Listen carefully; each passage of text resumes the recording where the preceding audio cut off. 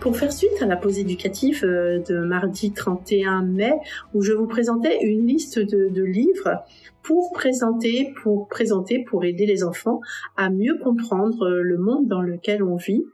Je vais vous présenter là les livres en visuel, comme ça vous pourrez mieux apprécier et puis vous dire lequel vous aimeriez présenter à vos enfants. Et donc, vous savez que pour moi, l'éducation est vraiment primordiale pour créer un monde de paix.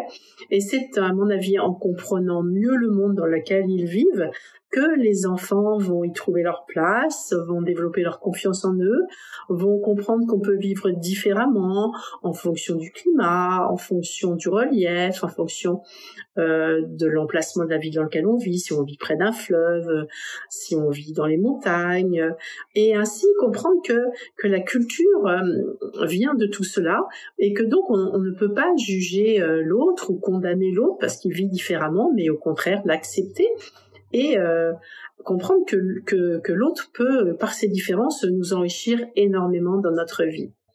Donc le premier livre que j'ai voulu vous présenter, c'est un recueil de poèmes qui s'appelle « Je suis un enfant de partout » aux éditions Rue du Monde. Donc ce sont des petits poèmes que l'on peut lire comme ça au hasard, on les prend au hasard. Par exemple, ici l'enfant du désert, enfant touareg, enfant pâtre, petit maître du désert.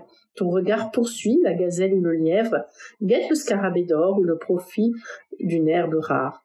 Tu étudies jour après jour le va-et-vient du sable, la mélopée du vent, le chant lointain de la fontaine, là-bas vers la palmeraie.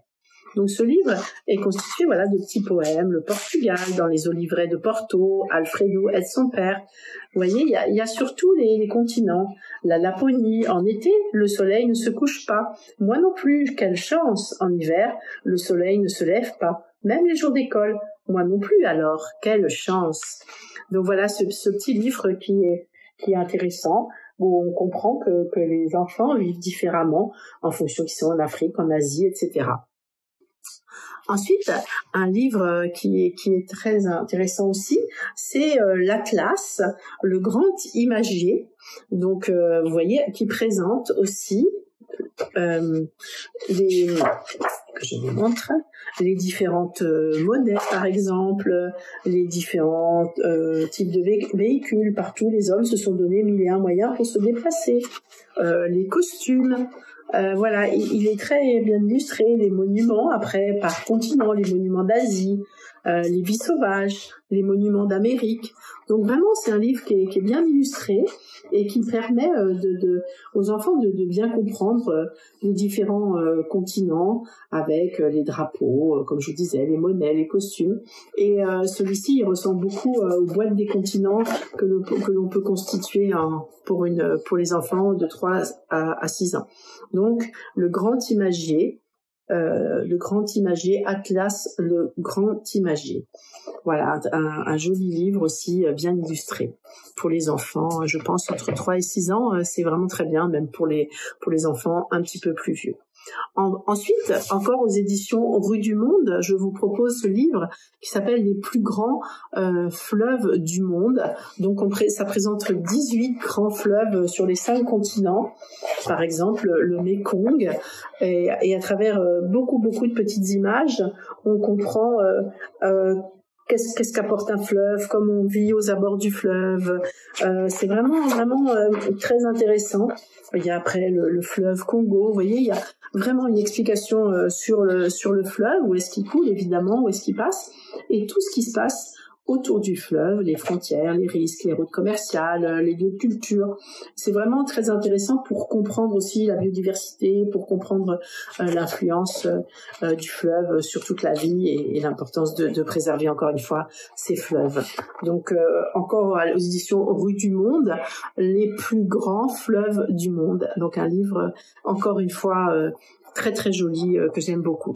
Ensuite, il y a une belle collection qui est chez Nathan. Ça s'appelle Album Mosquito.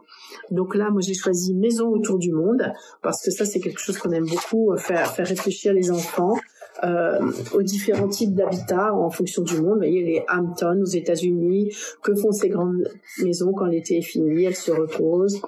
Après, à Amsterdam, ici, on se déplace à vélo et même en bateau, des canaux, des ponts sillonnent la ville. Les maisons sont serrées les unes contre les autres avec de grandes fenêtres.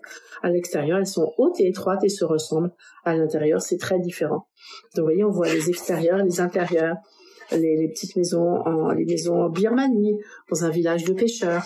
C'est vraiment très joli, très varié et l'enfant peut regarder ça tranquillement. On peut lui raconter, prendre une page au hasard. Hong Kong, des millions d'habitants vivent ensemble sur une toute petite île. Pour faire de la place, on a construit des terrains sur la mer. Les immeubles poussent vers le ciel et les appartements sont minuscules. Les rues sont bruyantes et animées jour et nuit. Vous voyez, on présente en fonction des habitants et du continent. Donc j'aime bien Maison autour du monde.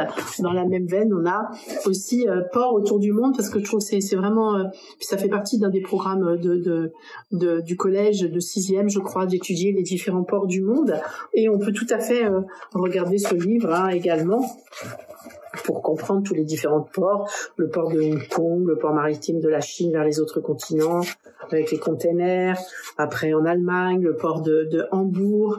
Donc ça présente un peu tous les ports. Après, on peut les situer sur l'Atlas. Vous la voyez dans l'Égypte antique, au temps des pharaons. Alors, donc ça fait un lien avec l'histoire. Donc je trouve ça vraiment très intéressant au sud de la France.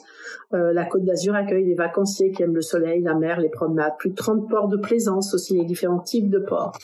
Donc vraiment, on peut les situer sur la carte et comprendre la vie dans les ports et les différents aussi types de ports. Et je trouve ça très très intéressant.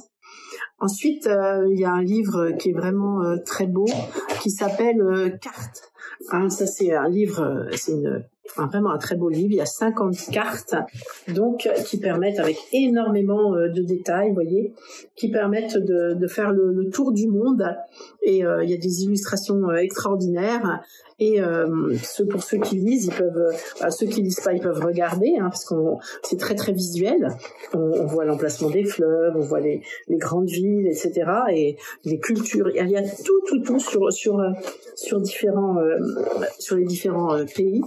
Et donc, pour ceux qui lisent, ils peuvent le lire tranquillement. Et vous voyez, il y a la capitale, les langues, etc. C'est un livre qui est très très bien fait et qui peut servir vraiment pendant très très longtemps. Donc le livre qui s'appelle Cartes, encore une fois aux éditions Rue du Monde, avec des jolies illustrations. Et c'est un gros livre qui est très très beau et qui présente vraiment tellement de choses et passionnant. Ensuite, pour les plus grands, on a un livre qui est joli, qui se présente horizontalement comme ça, qui s'appelle Atlas, comment va le monde? Donc c'est aux éditions aussi Actes Sud. Donc ça présente 22 thèmes qui sont présentés sur des doubles pages et avec une carte qui fait l'explication. Alors que je vous montre ça.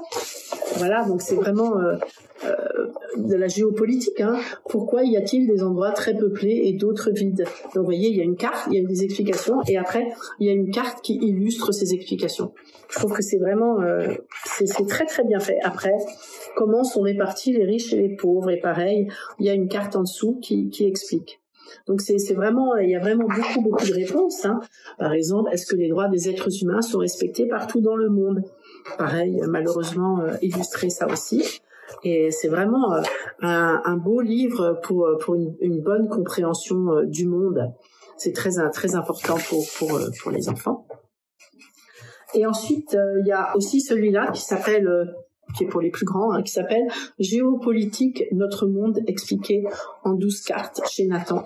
Donc là, c'est pareil, la Chine, la géographie, par exemple la Chine, donc la pression, il y a des petits encadrés comme ça, la pression démocratique, s'adapter à la géographie, vous voyez, d'autres encadrés qui expliquent, et puis après les grandes villes, beaucoup de choses aussi sur ce qui se passe. Après, il y a toujours une partie sur l'histoire de ce pays. Après, des questions. Pourquoi le Tibet est-il si important? Voilà. Après, régner sur les mers, la flotte navale. Voilà. Et après, on passe à un autre continent, les États-Unis. Pareil, des explications, des encadrés, l'histoire des États-Unis, le Mississippi, un fleuve capital, toujours mettre en valeur quelque chose d'important, une superpuissance mondiale et pourquoi, et Et après, on passe à un autre, le Canada. Donc vraiment, je pense qu'avec ces livres, vous en avez un peu pour tous les âges. Bon, il y en a qu'on peut vraiment garder longtemps, et même en tant qu'adulte, ils sont très très intéressants. Je pense qu'avec ça, ça donne vraiment une bonne compréhension du monde pour les enfants.